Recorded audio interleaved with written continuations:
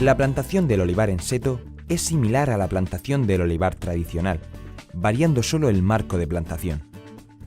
En cuanto a la época, el mejor tiempo es otoño, si es de secano, para que llegue al verano con el mayor tamaño posible, y siempre y cuando en la zona no sea limitante el frío, en cuyo caso será mejor plantar en primavera, una vez pasado el riesgo de helada. Ángel Hostos, especialista y asesor de explotaciones de olivar en seto, nos explica los aspectos a tener en cuenta para una plantación que asegure un buen cultivo. Bien, Ángel, imagino que lo primero, igual que en cualquier otro cultivo, es esa preparación del terreno. ¿Qué es necesario en el cultivo de olivo? Bueno, en la mayoría de los casos lo habitual será hacer un subsolado, que será entre 60 y 90 centímetros, y dependiendo de las características del terreno será necesario hacerlo que sea más compacto o menos, será necesario hacerlo a todo terreno o en las líneas de plantación y demás. Después de eso ya se darán labores de refinado para que al final queden una tierra mucho más suave para la plantación, bien con grada o con pase de calificador o algo así. Y luego también en casos concretos que tengamos algún limitante, bien de suelo muy pobre, o que haya que hacer alguna enmienda orgánica, o en suelos muy ácidos que tengamos que hacer alguna enmienda cálcica para mejorar el suelo. Y por supuesto luego también una cosa muy importante, en caso de que haya problemas de encharcamiento en toda la finca o en parte de la parcela, será recomendable el hacer caballones para que la planta quede un poco más elevada, y tener muy en cuenta también que si hay escorrentías laterales, abrir los caballones para que tenga salida el agua. Cuando se va a hacer una plantación, los suelos se deben de preparar bien, incluso en la fila donde vas a plantar, pues hay que meter algún estiércol o meter algún tipo de abonado, sí, eso siempre lo agradece la plantación. ¿Qué debe de tener un agricultor en cuenta y en qué detalles debe de fijarse? Pues en primer lugar, en la elección de la planta, que tenga garantía sanitaria, que sea una planta certificada, y conocer también el tamaño de planta que vamos a tener y el embalaje en el que lo vamos a recibir y el formato de maceta en el que venga. Lo ideal sería tener una planta de más de 60 centímetros que nos abaratará las labores posteriores en campo. Luego, respecto al tutor, existen distintos materiales, pero el más habitual es el tutor de caña de bambú, y la tendencia es a emplear altura entre 1,25 y 1,5, que nos permitirá la mecanización de la poda. Luego, en cuanto a los protectores, dependerá del tamaño de planta que podamos emplear unos materiales u otros.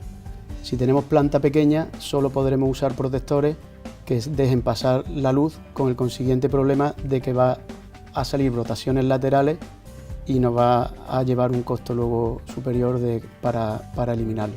Porque debemos de eliminarlo. Debemos de eliminarlo.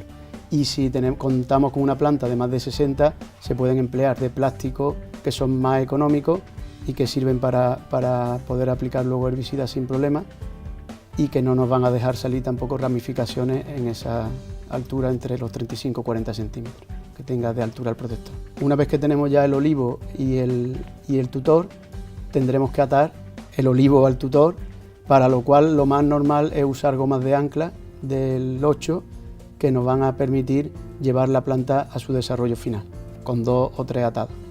Salvo que en el caso de que sea la planta muy poco lignificada, a lo mejor hay que empezar con atados de cinta plástica con grapa, que se irán sustituyendo luego posteriormente por las gomas de ancla. Que serían esas plantas más pequeñas, que no serían plantas de 60 centímetros, exactamente, imagino.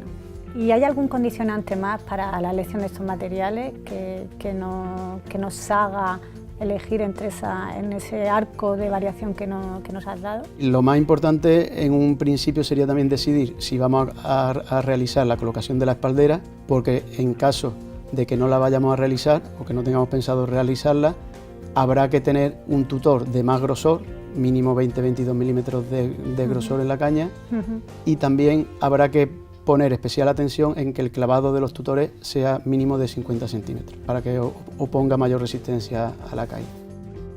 Las plantaciones sí que requieren mucha mano de obra, sobre todo cuando se hacen espaldera, con la colocación de los alambres de las cañas, ir conduciendo el eje de la planta, pues hasta que tenga estabilidad por sí sola es costoso, y hay que pasar muchas veces por cada olivo para intentar que no se vuelque. Pero bueno, también ahora tenemos el nuevo sistema de cultivo en superintensivo, que no hace falta espaldera, palmeta, y que eso evita también mucha mano de obra. Es un sistema que se hace una poda por pisos, entonces en vez de poner un tutor de 2,20 m, que normalmente se pone aquí, se pone un tutor de 1 metro de altura, entonces ya no necesitamos hacer el tema de tener que poner postes, alambres y todo eso, que es un coste añadido.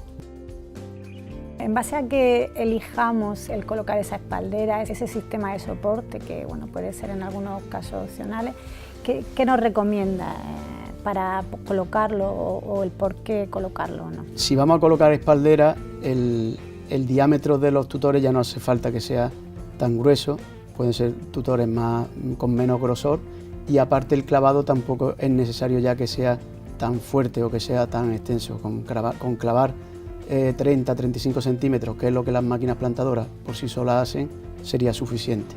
Con lo que tendríamos un abaratamiento. Por esa parte tendríamos un abaratamiento, y luego tendría el coste en sí de la espaldera. Que la espaldera, hombre, la espaldera está compuesta por postes extremos que se clavan inclinados con sus vientos, y luego lleva postes intermedios cada 25 o 50 metros según la orografía del terreno principalmente, y luego un hilo de poliamida o alambre, los dos materiales son válidos y con costes similares, que iría bien tensado y donde irían agarrados cada tutor. Y esa espaldera pues sería la que sustentaría el árbol. Bueno, ya lo tenemos más o menos claro, ya sabemos qué, cómo. Realmente la plantación in situ en el campo, ¿cómo se haría? ¿Qué recomendaciones le harías a ese agricultor? En primer lugar sería elegir la forma de plantar, que se puede hacer tanto con máquinas, que suelen ser máquinas direccionadas con GPS, o a mano.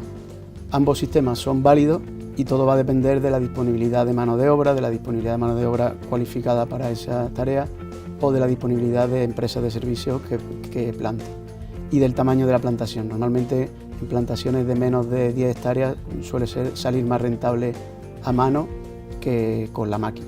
Con equipos de GPS se puede diseñar la plantación dependiendo de la parcela como sea. Se hace una planificación sobre el riego que se va a montar, y hoy en día se trabaja así. La profundidad a la que se ponga la planta es muy importante, ya que no debe de quedar nunca cepellón fuera para que no se seque. Entonces hay que enterrar la planta unos 10 centímetros por debajo del nivel del suelo. Ese cepellón. El cepellón. ¿Y colocamos algo más que con esa planta en ese momento? Bueno, claro, después de colocar la planta se coloca el tutor, y luego ya se hacen atados y se coloca el protector en último lugar. Hoy en día las plantadoras que hay en el mercado, casi muchas de ellas con GPS te ponen el tutor. El protector hay que ponerlo manualmente, incluso muchos viveros ya viene la planta ya con el protector puesto. Pero bueno, yo creo que a la hora de hacer la plantación y poner la goma de goteo se puede hacer, se hace todo con la misma máquina. Y en cuanto a riego, ¿es aconsejable? Los riegos en un principio también hay que manejarlos de otra forma, porque para asegurarnos el cepellón forme una franja húmeda y le llega a cualquier planta, hay que dar en un principio riegos más distanciados pero más largos, para asegurarnos que le llegue una humedad suficiente y que asiente el terreno. Conjuntamente con los ingenieros que diseñan el riego, se hace una planificación de la parcela y se hace la plantación, dependiendo también si tenemos más cantidad de agua o menos cantidad de agua y el suelo que tenemos, pues podemos darle un marco de plantación más denso o menos denso. Podemos resumir que la plantación del olivar en seto es bastante sencilla y tan solo es necesario una preparación inicial del terreno para proceder a la plantación, que podemos realizar de manera mecanizada. Es importante el asegurarse una planta certificada, con garantías sanitarias, con un correcto formato, altura y tipo de embalaje. Respecto a los costes, no son elevados, pudiendo hablar de entre los 3.000 y 4.000 euros por hectárea, según sea secano o regadío, en cuyo caso habría que añadir los costes propios de riego, que de media pueden estar alrededor de los 2.000 euros por hectárea.